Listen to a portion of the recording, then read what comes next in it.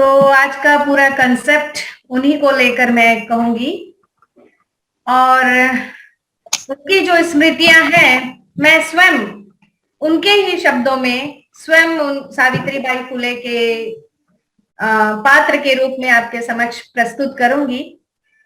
तो ऐ नारी, हम इस दुनिया की रौनक हैं, हमसे ही दुनिया जन्नत है। हम माएँ हैं, बेटियां हैं, हम बहनें हैं, हम इज्जत हैं अपने परिवार और देश की। खेतों से खलियानों तक, चूल्हे से लेकर मशीन तक और अपनी अजमत को बचाने युद्ध की भूमि तक, जिस राह पर हमारे कदम पड़े हर कदम हमारी इज्जत है। हम इस दुनिया की रौनक है, हमसे ही दुनिया जन्नत है। एक बार मेरे अपनों ने ही सवाल किया कि मैंने मेरे अपनों को क्या दिया।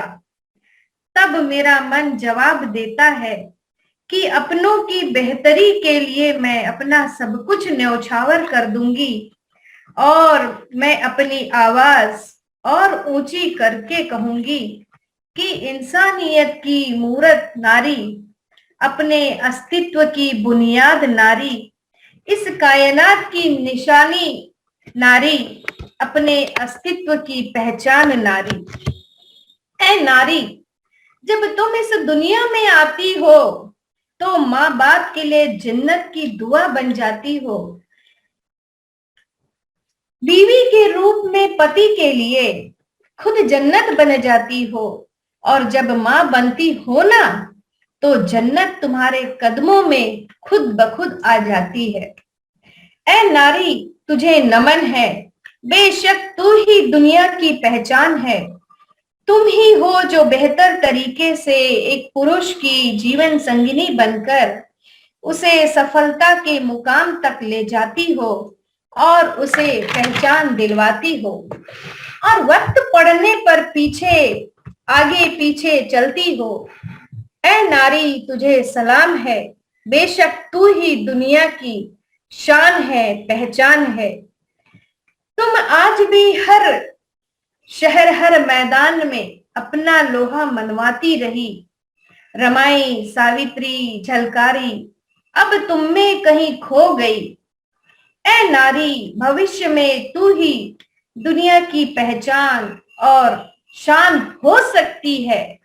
जब समन संघ की मशाल उठा, अब समन संघ की मशाल उठा और सावित्री, रमाई और झलकारी की शान बचा।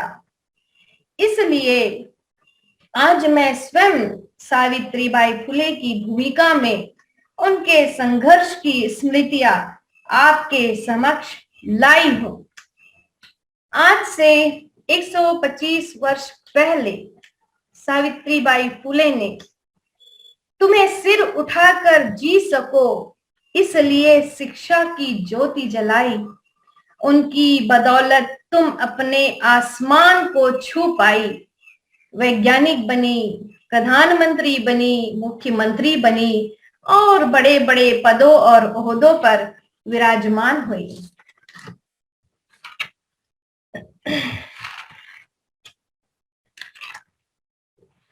मैं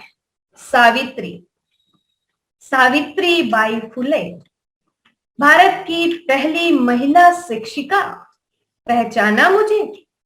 क्या कह रहे हो? सावित्री बाई यहाँ क्यों आएगी? मैं आपसे बात करने, आपसे मिलने आई हूं। आजकल लड़कियों को पाठशाला, विद्यालय, महाविद्यालय शिक्षा ग्रहण करने जाता देखकर मुझे बड़ी खुशी होती है। ये हमारे द्वारा उठाए गए कष्ट और किए गए संघर्ष का मीठा परिणाम है। ये सब देखकर मेरा मन बहुत आनंदित होता है। मेरे समय की व्यथा क्या बताऊं आपको। और अरे लड़कियों का शिक्षा ग्रहण करना और शिक्षा के लिए बाहर जाना पाप समझा जाता था।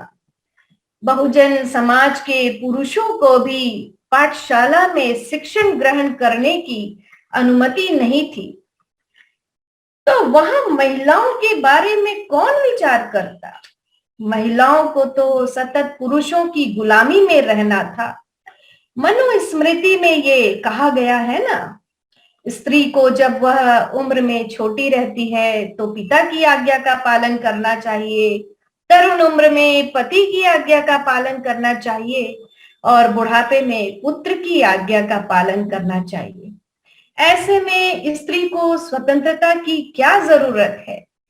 ऐसे काल में मैंने शिक्षा ग्रहण की, शिक्षिका बनी और अब सभी स्त्रियों को शिक्षा ग्रहण करने की अनुमति है।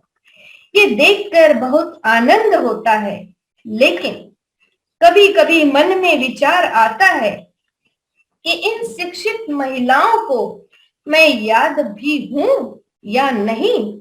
इसलिए आज मैं आपके समक्ष उन स्मृतियों को याद दिलाने आई हूं, अपने बचपन की यादों से परिचित कराते हूं।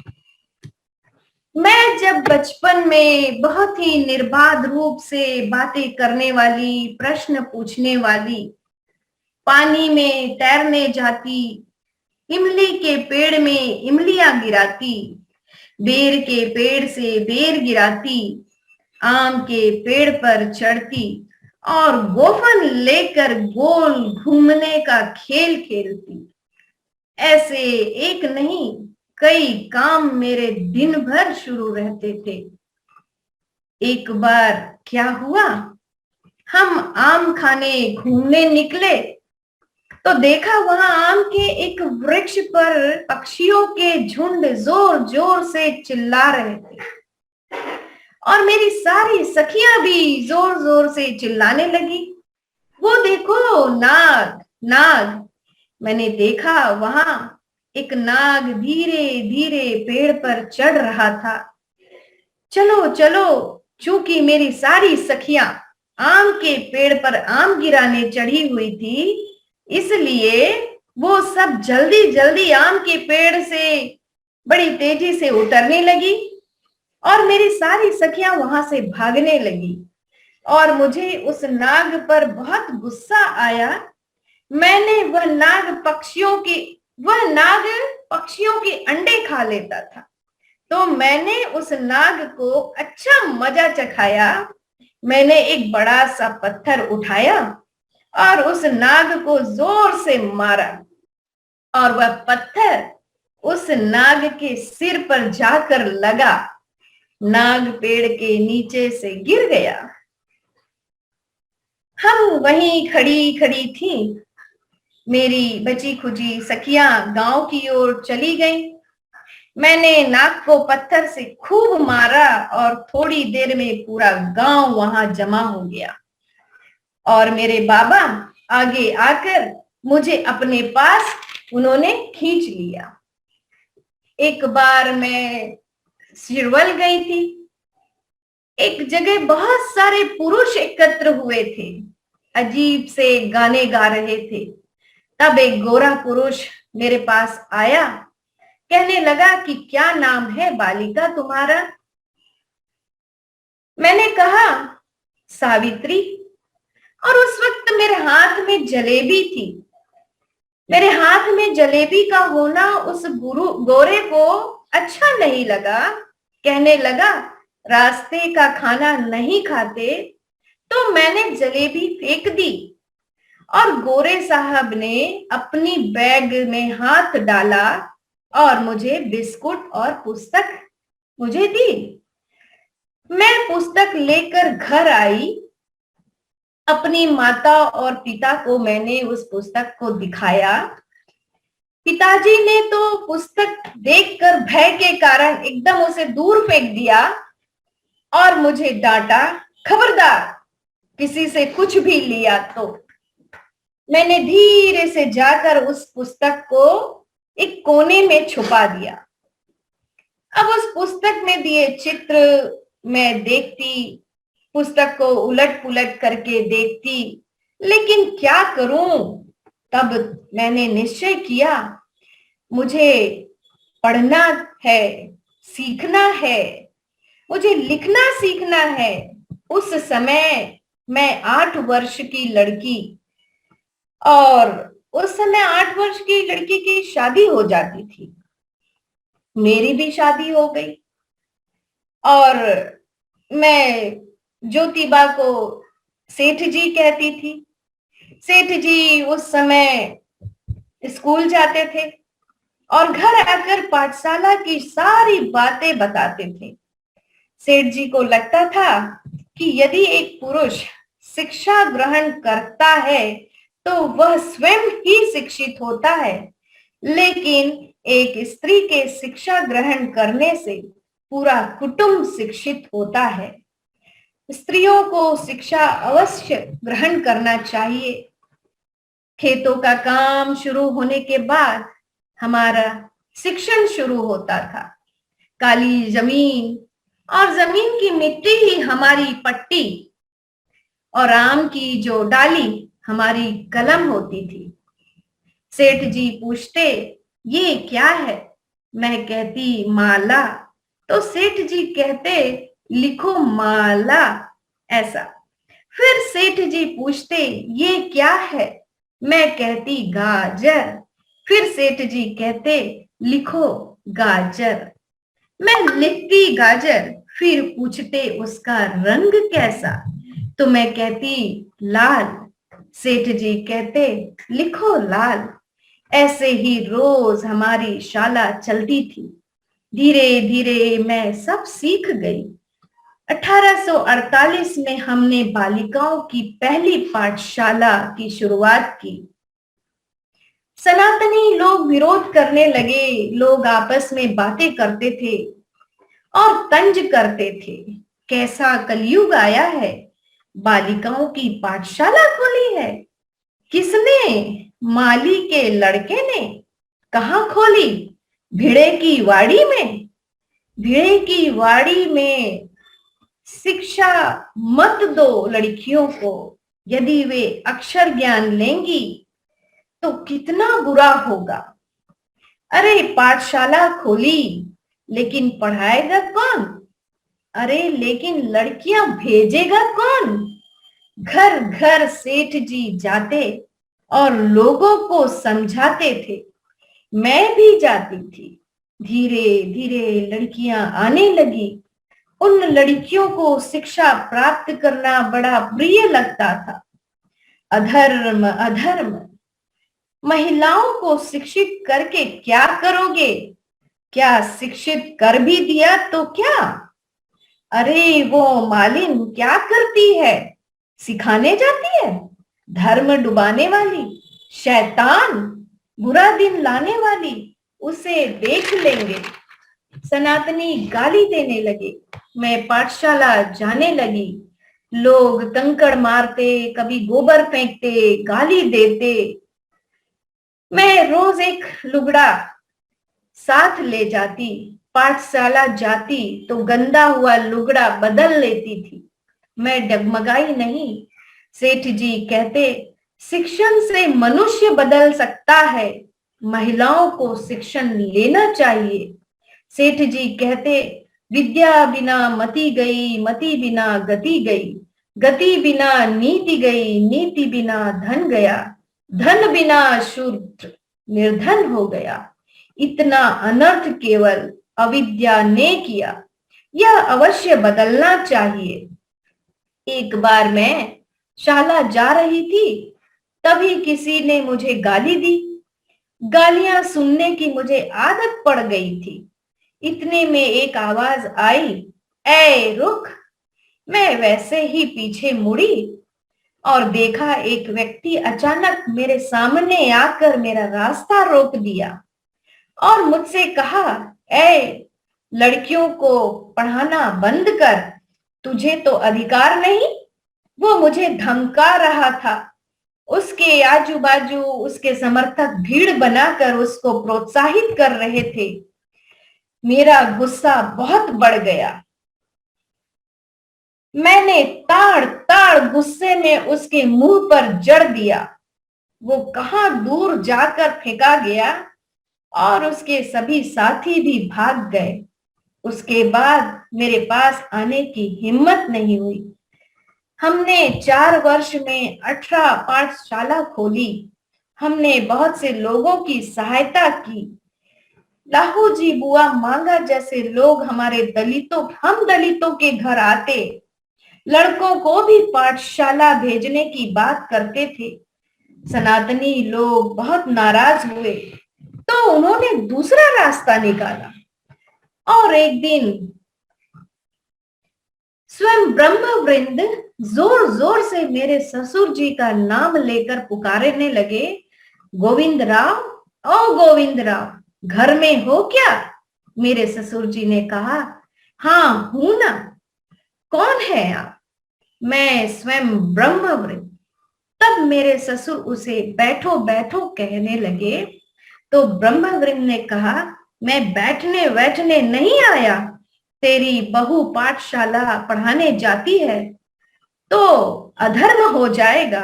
उसका घर से बाहर निकलना बंद कर, नहीं तो मैं तुम्हें मिटा दूंगा। मिटा दूंगा?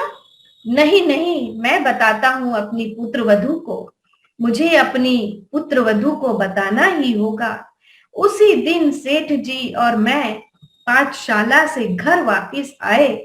मेरे ससुर जोर जोर से सेठ जी को पुकारने लगे, ज्योतिबा, ओ ज्योतिबा। सेठ जी ने कहा, आया, क्या हुआ अन्ना? और ससुर जी सेठ जी से कहने लगे, तू और सावित्री पाठशाला मत चलाओ। ब्रह्मविंद गुस्से में आया था, कह रहा था धर्म डूब जाएगा और वो हमको मिट्टी में मिला देगा। तब सेठ जी ने कहा, ऐसे में धर्म नहीं डूबता अन्ना। तब ससुर जी ने सेठ जी से कहा, तब तुझे घर छोड़ना होगा। तब सेठ जी ने कहा, ठीक है, मैं घर छोड़ दूंगा, लेकिन ज्ञान दान का पवित्र कार्य नहीं छोड़ूंगा। हम दोनों पहने हुए कपड़े में ही घर छोड़कर निकल गए। पाठशाला का काम निरंतर शुरू हुआ। स्त्री शिक्षा का काम सुचारू रूप से चलता हुआ देख अंग्रेज सरकार ने विशेष समारोह आयोजित कर सेठ जी का सत्कार किया। सेठ जी को शॉल और माला भेंट दी। सभा में बहुत सारे लोग उपस्थित थे। एक बार सेठ जी संध्या के समय घर आ रहे थे, तब एक महिला नदी में अपनी जान देने जा रही थी। सेठ जी ने उस महिला से कहा, रुको, और बड़ी तेजी से उसके पास जाने लगे। तब सेठ जी ने उस महिला से कहा, क्या कर रही हो? जान दे रही हो क्या? तब उस महिला ने कहा, मैं विधवा और उस पर से गर्भवती हूँ। लोग मुझ पर थूकेंगे, क्यों जीवित रहूं? सेठ जी कहने लगे, शांत हो, शांत हो। उस महिला ने सेठ जी से कहा, तुम कौन हो? तब सेठ जी ने कहा, तुम्हारा माना हुआ पिता। सेठ जी उसे घर लेकर आए। उस विधवा महिला का नाम काशीबाई और वह ब्राह्मण थी। मैंने उसे अपने सीने से लगाया और काशीबाई रोने लगी। मैंने उससे कहा, चिंता मत कर, मैं तुम्हारा सब करूंगी। उसकी डिलीवरी भी मैंने की। काशीबाई ने एक पुत्र को जन्म दिया और मैंने काशीबाई से पूछा, काशीबाई कैसी हो? तो वह कहने लगी, मैं पापी हूं। मैंने कहा, नहीं काशी, तुम पवित्र हो। और मैंने उससे कहा, देख बालक कितना सुंदर है। काशीबाई ने मुझसे कहा कि साहब, बाई साहब, आप मुझे एक वचन दो। मैंने कहा, वचन दिया, लेकिन वचन किस लिए बता? तो उसने मुझसे कहा कि मैं अपने बालक को आपकी गोद में देती हूँ। उस बालक को लेकर मैं कहाँ जाऊंगी? अब तुम ही उसकी माता हो। मैंने उस बालक को अपनी गोद में लिया और उसका नाम यशवंत रखा। मेरा यशवंत बहुत होशियार निकला, डॉक्टर बना और हम दोनों के समाज सेवा के प्रण को उसने आगे बढ़ाया। हमने बाल हत्या प्रतिबंध गृह में अनेक विधवा विधवाओं को सहारा दिया। अनाथ बच्चे मुझे मेरे अपने लगते और मैं उन बच्चों को संभालती। उनको खिलाने पिलाने में मुझे बहुत आनंद आता था। उस समय विधवाओं की स्थिति बहुत विचारणीय थी। उच्च जातियों में ऐसा माना जाता था कि पति की मृत्यु हो जाती थी तो स्त्रियों को सती होना ही पड़ता था। उसे उसकी पति की चिता के साथ जिंदा ही जला दिया जाता था। सती बंदी कायदा बना। ब्राह्मण समाज में विधवा का केस काट दिया जाता था। हम दोनों विचार करते थे कि केस काटने के बाद एक स्त्री कितनी कुरूप दिखती है, और मैं सोचती थी कि काटे गए केस का मृतक व्यक्ति के साथ क्या संबंध। मैं सोचती, इसे कैसे रोकेंगे। नारायण राव लोखंडे की मदद से पुणे और मुंबई क्षेत्र के नाई एक साथ आए। हमने उनसे कहा, विधवाओं के केस मत काटो। तो उन सभी नाइयों ने कहा, ये हमारा धर्म है। हमने कहा, वो विधवा स्त्रियां बड़े आनंद से तैयार होती हैं, क्या नहीं वे विधवा महिलाएं केस काटते समय रोती नहीं है। हमने उनसे कहा, उनको अच्छा नहीं लगा। हमारी ये बात सभी को ठीक लगी और उन सब ने शपथ ली कि हम विधवाओं के केस नहीं काटेंगे, और हमने महिला सेवा बोर्ड की स्थापना की। मां सावित्रीबाई, मैं कहती, मैंने महिला सेवा मंडल की स्थापना की। उस काल में जाति भेद, ऊंच नीच का भेदभाव बहुत था। उस समय शिव शिवी को बहुत मानते थे। हमने साफ साफ कह दिया कि इस समारोह में शिव शिव नहीं मनाया जाएगा। निमंत्रण कार्ड निकाला गया। जातिगत भेदभाव और पक्षपात न करके सभी धर्म की महिलाएं एक जगह एकत्र होकर तिलकुट बांटे। हजारों सुवासिनी इस समारंभ में उपस्थित हुई। ऐसे में प्रकृति का प्रकोप हुआ और ऐसा दुष्काल आया कि सारे पेड़ और झाड़ियां सूख गई, सारी भूमि उजाड़ हो गई, मवेशी मर गए, घरों में लोगों की मौतें होने लगी। बहुत बुरी स्थिति थी। गरीबों को खाना दिया गया। हमने दिन रात मेहनत की। धीरे धीरे सेठ जी का शरीर थकने लगा। अंत में उनकी शारीरिक हालत और बिगड़ गई। मैं मेरे तरीके से उनकी हर संभव सेवा कर रही थी। पूछा, क्या चल रहा है? तब उनके रिश्तेदार ने कहा, हम यशवंत को उनकी अर्थी उठाने नहीं देंगे। क्या यशवंत हमारा बेटा है? तभी एक रिश्तेदार ने कहा कि मैं तात्या का भतीजा हूं। हम भी तात्या के सच्चे वारिसदार हैं। मुझे बहुत गुस्सा आया। मैं सोचने लगी, उम्र भर उनके रास्ते में अड़चने पैदा करने वाले लोग अभी भी वही कर रहे हैं। मैं आगे बढ़ी और कहा, खबरदार, जिसने सत्य शोधक समाज की जवाबदारी उठाई, वास्तव में उसी को ज्योतिबा की अर्थी को उठाने का हक है, दूसरे किसी को नहीं। तभी एक रिश्तेदार सामने आया और कहने लगा कि मैं उनका भतीजा हूं, मैं यशवंत को अर्थी पकड़ने नहीं दूंगा। तभी मैंने कहा, मैं उनकी धर्म पत्नी हूं, मैं उनकी अर्थी पकड़ूंगी। अपने मन से दुख को निकाल कर मैं आगे बढ़ी। यशवंत को मैंने अपने साथ ले लिया। अपने स्वयं के हाथों से सेठ जी के पार्थिव शरीर को अग्नि दी। सेठ जी ने मुझसे कहा था कि मैं चला भी जाऊं तो भी काम बंद नहीं होना चाहिए।